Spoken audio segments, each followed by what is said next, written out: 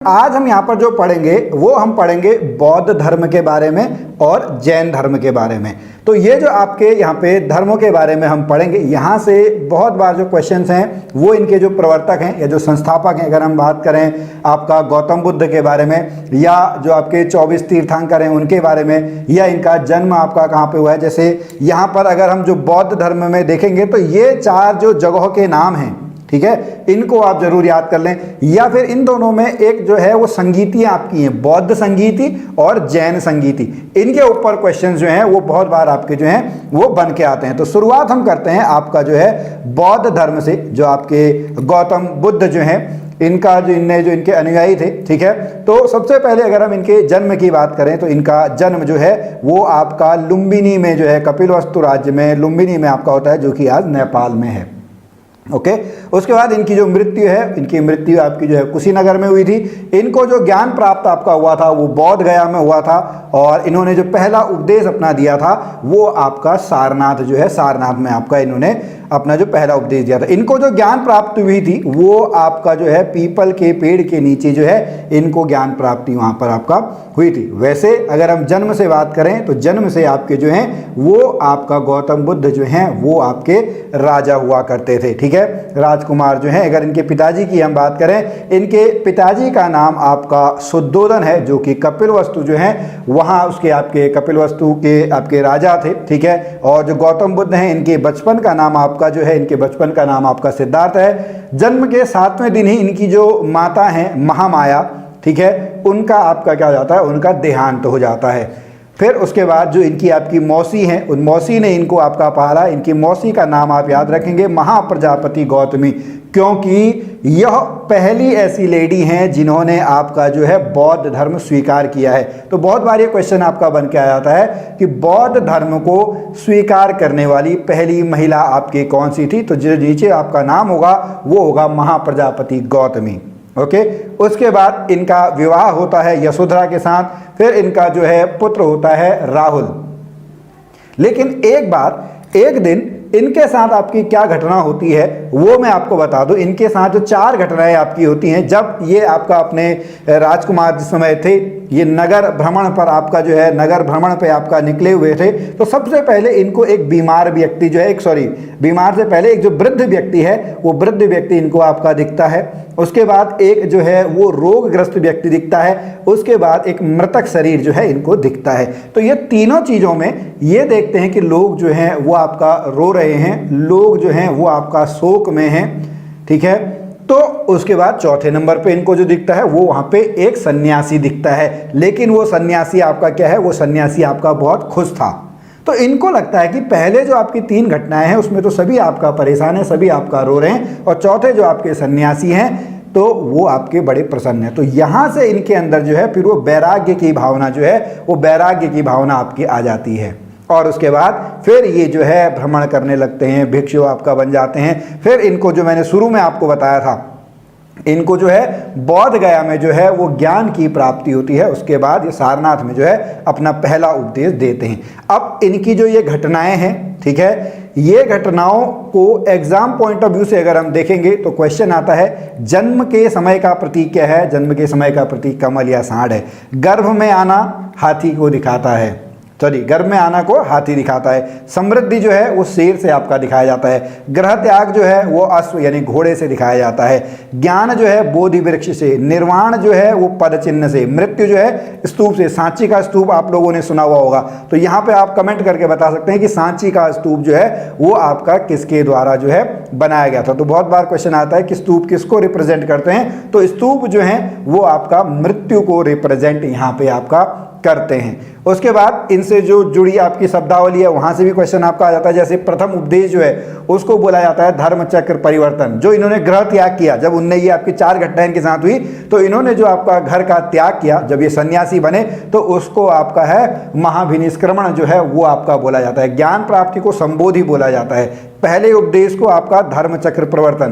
Question जैसे मैंने आपसे भी पूछा कि इनने पहला उपदेश कहाँ पे दिया, तो क्वेश्चन कितनी बार आपका ये बन के आ जाता है कि पहला धर्म चक्र परिवर्तन कहाँ पे हुआ है, तो सारनाथ में जो है पहला धर्म चक्र परिवर्तन आपका हुआ है। महापरिनिर्वाण निर्वाण, प्राप्ति यानी जो मृत्यु है उसको कहा जाता है। जो इनका संग है, अभी हम सुनेंगे संगम शरणम बुद्धम शरणम गच्छामि, संगम शरणम गच्छामि, ठीक है, वो आपको पूरा यहाँ पे देखना है। तो संघ में जो आपका प्रविष्ट होना है उसको आपका क्या बोला जाता है, उसको आपका उपसंपदा जो है उपसंपदा बोला जाता है। तो ये छोटे छोटे पॉइंट जो हैं इनके ऊपर आपके जो एमसीक्यू हैं वो एमसीक्यू आपके बन के आ जाएंगे, ठीक है। ये सारी चीज़ें हमने जो है देख ली थी, इतना डिटेल में अभी आपको यहाँ पे पढ़ने की जरूरत नहीं है, ठीक है। आनंद जो है इनके आपके जो आपके शिष्य यहाँ, लेकिन इनके चचेरे भाई भी आपके थे, वो आनंद यहाँ पे हैं, बाकी आपका इतना इंपॉर्टेंट नहीं है। जो बिंबिसार और प्रसेनजीत हैं जो कि आपका मगध और कौशल के आपके सम्राट थे, उन्होंने आपका बौद्ध धर्म के प्रचार प्रसार में आपको बहुत समय लगाया। अभी दो नाम आप याद करिएगा, अभी हम आगे अभी थोड़ी देर में हम पढ़ेंगे। एक सम्राट अशोक का नाम हम पढ़ेंगे और दूसरा जो है वो हम आपका कनिष्क का नाम पढ़ेंगे। नाम याद करेंगे, सम्राट अशोक और कनिष्क, ठीक है जी।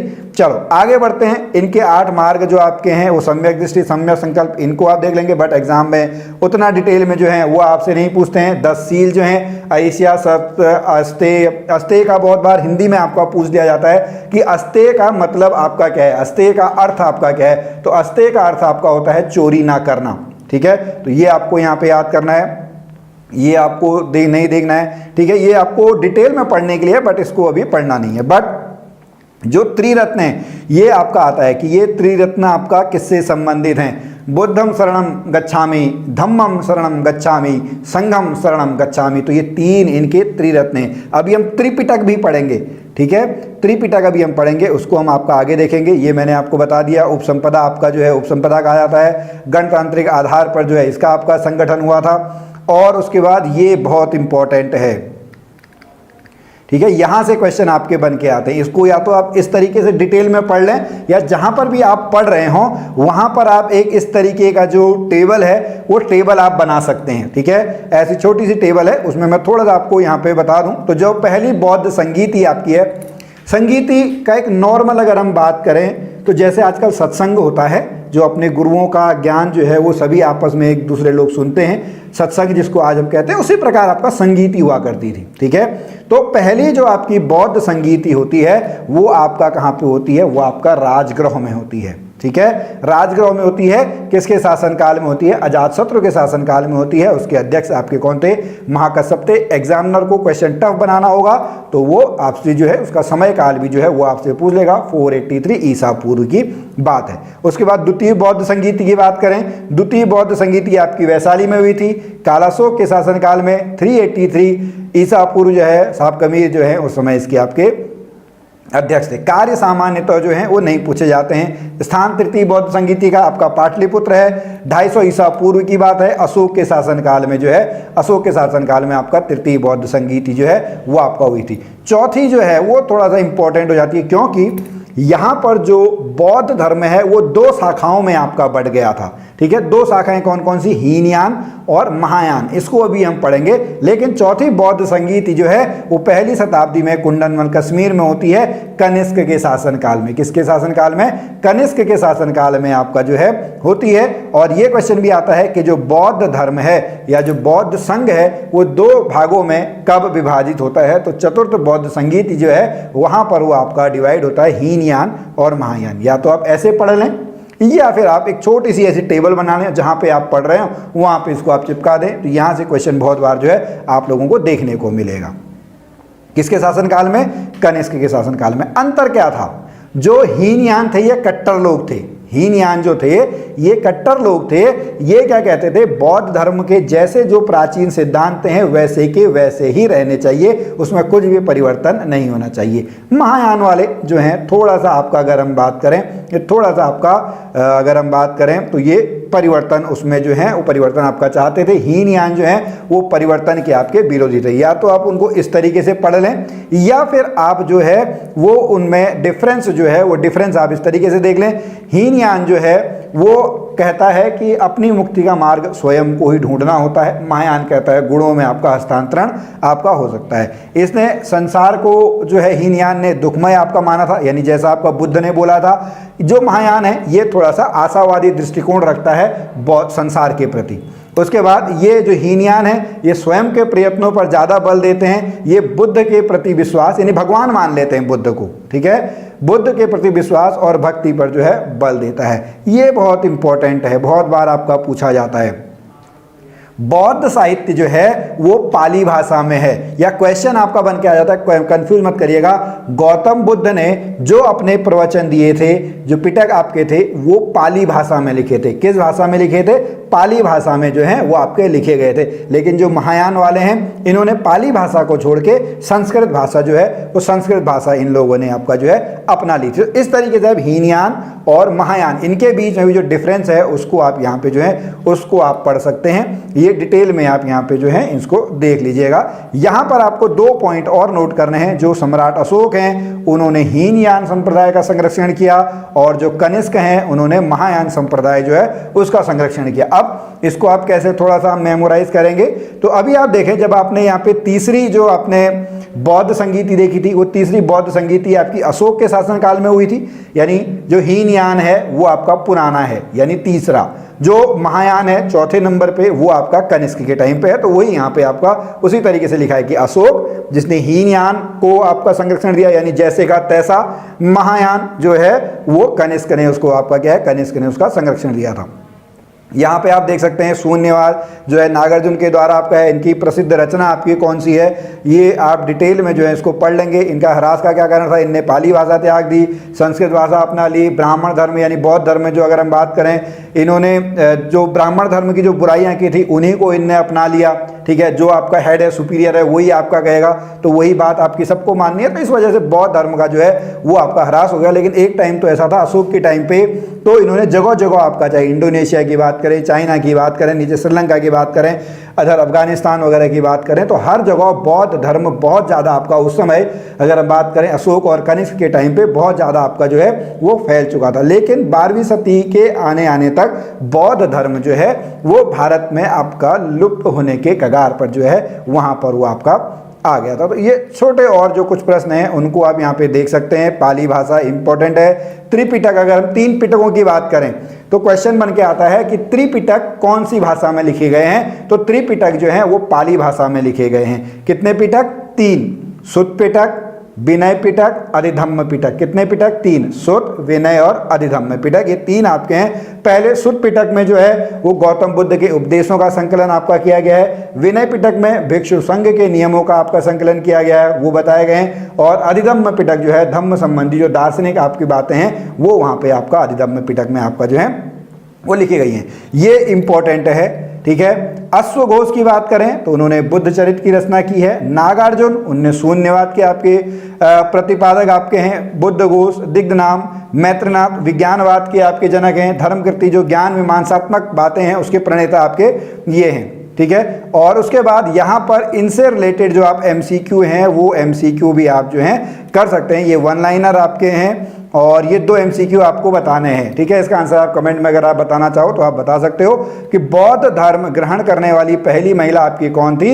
ये आपको इसका आंसर अगर कमेंट में आप बताएंगे तो मुझे भी अच्छा लगेगा, मोटिवेशन मिलेगा कि हम आपको पढ़ा रहे हैं, आप पढ़ रहे हैं, आप उसका रेस्पॉन्स भी दे रहे हैं। फिर अगला क्वेश्चन है कि बुद्ध ने अपने उपदेश किस भाषा में दिए, ठीक है। ये भी आपको यहाँ पे 2 क्वेश्चन जो हैं ये आपको बताने। तो ये बौद्ध धर्म से रिलेटेड जो हैं वो चीज़ें आपकी हो गई। अब हम पढ़ते हैं जैन धर्म के बारे में। किसके बारे में? अब जो हम पढ़ेंगे वो आपका जैन धर्म के बारे में जो है वो पढ़ते हैं। 24 इनके प्रवर्तक आपके हैं, ठीक है। इनके जो तीर्थंकर हैं, इनके जो गुरु हैं वो आपके 24 हैं। तो सामान्य तो गुरुओं के बारे में जो है यहाँ पर क्वेश्चन आपके जैन धर्म से जो है वो बन के आता है, ठीक है। जैन धर्म की अगर बात करें तो जैन शब्द जो है वो जिन से निकला हुआ है। जिन यानी जिसने अपनी इंद्रियों पर जो है वो विजय प्राप्त कर ली है, ठीक है। हमारी 5 इंद्रियां आपकी हैं, वो उन पे जिसने भी विजय प्राप्त कर ली वहाँ से जिन शब्द आया। महावीर स्वामी जो अगर हम बात करें वास्तविक जो संस्थापक हैं, ठीक है, वो महावीर स्वामी है, वहीं से जैन धर्म आता है। बट उससे पहले भी 23 आपके जो हैं वो इनके आपके तीर्थंकर थे। सबसे पहले तीर्थंकर जो थे वो आपके ऋषभदेव थे। इंपॉर्टेंट है, बहुत बार पूछा जाता है कि जैन धर्म के पहले तीर्थंकर आपके कौन थे। पहले तीर्थंकर आपके ऋषभदेव थे। 24वें नंबर पे कौन थे? 24वें नंबर पे आपके महावीर स्वामी हैं। ये भी आपके एक राजा थे गौतम बुद्ध की तरह। 23वें आपके कौन थे? 23वें आपके पार्श्वनाथ थे। तो ये 3 जो हैं ज़्यादा आपसे पूछ जाते हैं पहले नंबर वाला, 23वें नंबर वाला और 24वें नंबर वाला। ठीक है, पहले नंबर पे तीर्थंकर ऋषभदेव, 23वें नंबर पे तीर्थंकर पार्श्वनाथ, 24वें नंबर पे तीर्थंकर महावीर जो हैं वो हैं। और महावीर ही जो हैं इसके आपके वास्तविक संस्थापक जो हैं वो आपके महावीर जो हैं वो महावीर कहलाए हैं। ऋषभदेव का जन्म आपका इक्ष्वाकु वंश में आपका होता है। श्रवणबेलगोला बहुत इंपॉर्टेंट है। अच्छा, अब एक यहीं पे क्वेश्चन है, ठीक है, ऐसा कौन सा मौर्य वंश का सम्राट था जिसने अपने अंतिम समय में जैन धर्म को स्वीकार कर लिया था? आप कमेंट में बताएं, मैं थोड़ी देर में आपको बताता हूं। क्वेश्चन है, ऐसा मौर्य वंश का कौन सा सम्राट है जिसने अपने अंतिम समय में जैन धर्म को स्वीकार किया? बौद्ध धर्म वाला तो आपका अशोक है, अभी हमने पढ़ा था कलिंग के युद्ध के बाद जो अशोक आपका है उसने बौद्ध धर्म को आपका स्वीकार कर लिया था। तो ऐसे ही आपका कौन सा सम्राट है जिसने जैन धर्म को आपका स्वीकार कर लिया था? और उसका आंसर ये श्रवणबेलगोला में ही आपका छुपा हुआ है। ओके, इनके बाद जैसे वहाँ पे आपका हीनयान और महायान आपके बटे, तो इनके वहाँ पे भी दो टाइप के आपके धर्म जो हैं, दो टाइप के आपके बन गए, एक श्वेतांबर और एक दिगंबर। ठीक है, श्वेतांबर सफ़ेद कपड़े, दिगंबर आकाश को ही अपना कपड़ा मानते थे, नग्न अवस्था में जो है वो रहते हैं। आज आप बहुत सारे जो जैन मुनि हैं उनको आप देखते होंगे नग्न अवस्था में जो हैं वो आपका रहते हैं। बहुत सारे जैन मुनियों को आपने देखा होगा मुंह पे आपका पट्टी बांध लेते हैं, वो सब उनके आपके जो हैं रिचुअल्स हैं। अगर हम इनके त्रिरत्नों की बात करें, ठीक है, इनके त्रिरत्न सम्यक श्रद्धा, सम्यक ज्ञान, सम्यक आचरण, सत्य में विश्वास, शंका विहीन और वास्तविक ज्ञान और बाह्य जगत के प्रति उदासीनता, ये इनके आपके त्रिरत्न जो हैं वो आपके हैं। इनकी भाषा जो है, इनकी भाषा आपकी प्राकृत भाषा इनकी आपकी है। पंच महाव्रत आपके हैं, ठीक है, अहिंसा, सत्य, अस्तेय, अपरिग्रह, ब्रह्मचर्य। ठीक है, फिर इंपॉर्टेंट आपका जैन संगीतियाँ, जैसे हमने आपका बौद्ध संगीति पढ़ी थी वैसे ही आपकी जैन संगीतियाँ हैं। पहली जैन संगीति जो है वो चंद्रगुप्त मौर्य के टाइम पे जो है होती है, पाटलिपुत्र में आपका होती है, याद करेंगे। यहीं पे जो क्वेश्चन था उसका आंसर आपका क्या है? चंद्रगुप्त मौर्य। चंद्रगुप्त मौर्य जी हैं, उन्होंने अपने अंतिम समय में जो है वो जैन धर्म को जो है वो आपका स्वीकार कर लिया था। तो प्रथम संगीति जैन चंद्रगुप्त मौर्य के टाइम पे। द्वितीय संगीति जो है वो आपका गुजरात में जो है, गुजरात में आपकी होती है। उस समय देवर्दी जो हैं वो आपके अध्यक्ष इस टाइम पे आपका हुआ करते थे।